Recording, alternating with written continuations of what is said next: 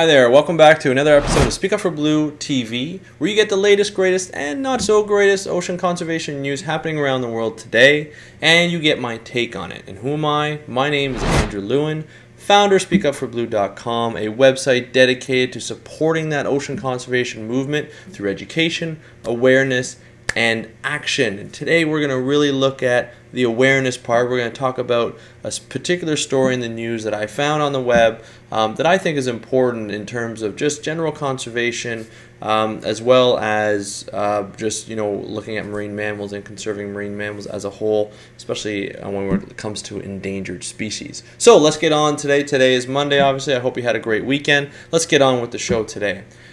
Today we're going to talk about the Maui Dolphin, and yes, even though the Maui Dolphin is called the Maui Dolphin, this particular population is found off the northwest coast of New Zealand, and it's in danger from going extinct because a recent population survey for the species counted that there are only 55 individuals left in the world in this one population.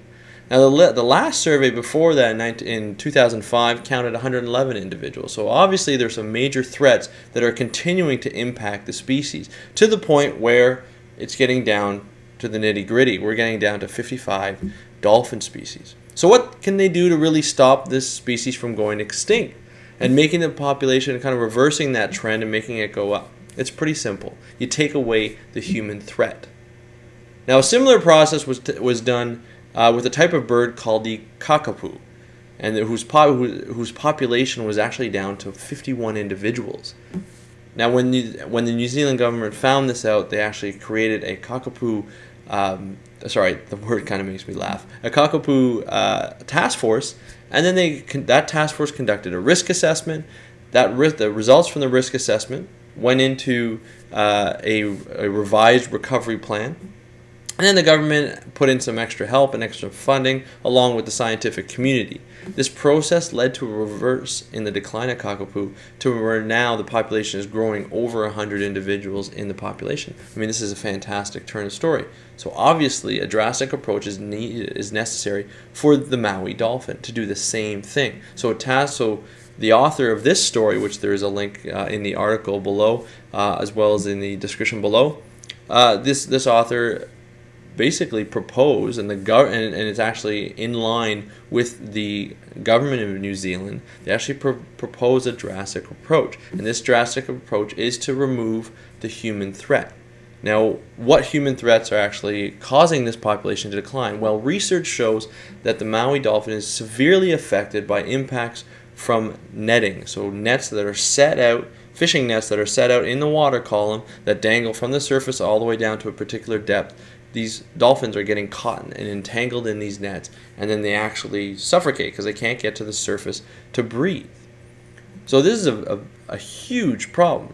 So the Department of Conservation and the Department of the Primary Industries are proposing to ban setting nets in the water column to reduce the number of incidents of dolphin entanglement, which is great. I mean, that's fantastic. The government's actually further proposing that they limit specific actions in seismic activity around migration routes or certain times of the year where Maui dolphins are known to occur in certain areas, just in case it's going to affect the population.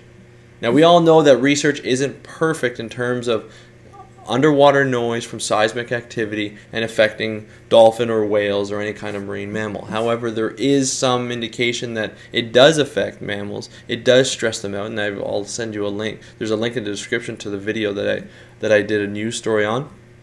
But they don't know for sure. But the government's actually taking a precaution because they don't want to take a chance in losing the species, which I think is fantastic. Now, those were the two major impacts that were mentioned and the two major conservation measures that were mentioned from human impacts. So what does the industry side say about it? Let's discover it. This is what they say. The fishing organizations are actually not happy with this at all. Obviously, setting their nets out in the water column is not setting nets out in the water column is going to affect their catch rate. And what I mean catch rate is the amount of fish they catch every time they set a net out.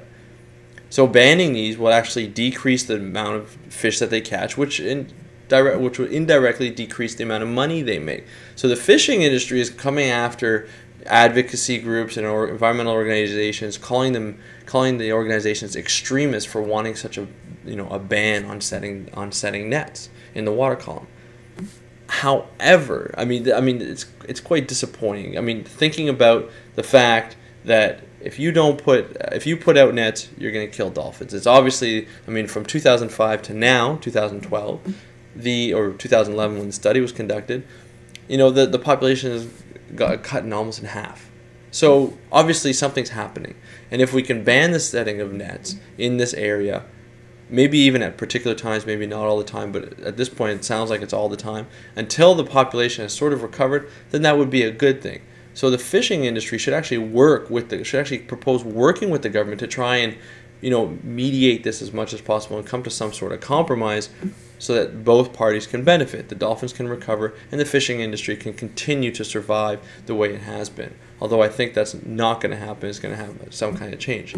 The one good thing about this whole situation is that the oil and gas industry kind of came out and spoke to the government and said, you know what, we agree with what you're doing. We will limit seismic activity, especially when it comes to dolphin approaches or dolphin protection and especially protection of endangered species. A fantastic approach. Obviously, the oil and gas industry has learned that working with government and working with environmental organizations instead of working against them will actually bring out more results than not. I mean, the PR is bad enough for oil and gas industry in terms of how it affects the environment already. This is kind of changing the way. This shows that the oil and gas industry is kind of changing the way they do their exploration, and I think this is a really good step forward for the future in terms of ocean protection and animal protection. Now, whether they're going to go through with certain precautions or limitations, that's another story. But they're coming out and they're saying, hey, we're going to work with you. We're willing to work with you. Let's help. What can we do? I think that's fantastic. But now going back to the banning of setting of the nets. Ensuring that the nets are, to make sure that the nets are banned and are not set, people have to be out on the boats. Marine mammal observers or some types of observer that are independent from the fishing fleet or from the fishing boat should be on those ships, making sure that nets aren't set overnight. Now, this has happened. We have observer monitoring programs set up in the U.S., set up in Canada, set up all around the world to make sure seismic activity doesn't affect whale noise and things like that. Now, we're talking about fisheries observers that are actually going out and not setting and making sure that nets aren't set in this particular area, which I think is a fantastic job. Now, if I were an observer, I wouldn't really want that job, especially off the when it first starts, the program first starts, because fishermen are not going to be happy about this because it affects their income, and when people get their affected their income, they take it pretty harshly. So good luck to the fisheries observer for doing that, but I think it's necessary, and I think over time, once the population starts to recover, fishermen will start to see that there's actually a benefit that we don't set nets all the time. Now, to another point. This is what I'm worried about. Okay, so we ban the nets. That's great.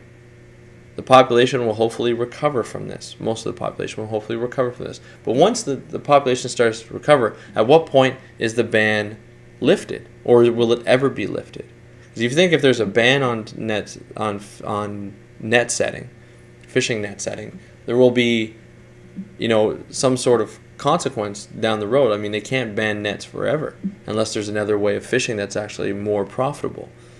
But once the population starts to recover and the ban is lifted, the nets start to go back in, will the population start to go down? And I think a monitoring program will have to be put in place if that actually happens, and then the banning will have to occur again, because obviously this would be a major threat to the species. So anyway, this leads me to the question of the day. Should net setting be banned all the time and not be brought back, especially if that's what's really causing the impediment of recovering of the species? Let me know in the comments below. And as usual, click on the annotation above to see what our previous episodes of last week's were about. Click on the subscribe button to subscribe to our channel to get constant updates on our channel. And of course, click the annotation below to see everything I've ever done on Speak Up for Blue. Get yourself aware, share all the time, all these episodes that you think are worthwhile sharing. I hope you think all of them are worthwhile sharing, but what you think is worthwhile sharing, please share them on Facebook, on Twitter, on Google+, everywhere you can, LinkedIn as well. We need to get people aware of what's happening around the world in the ocean news, and this is my effort, so now I rely on you to pass on the effort.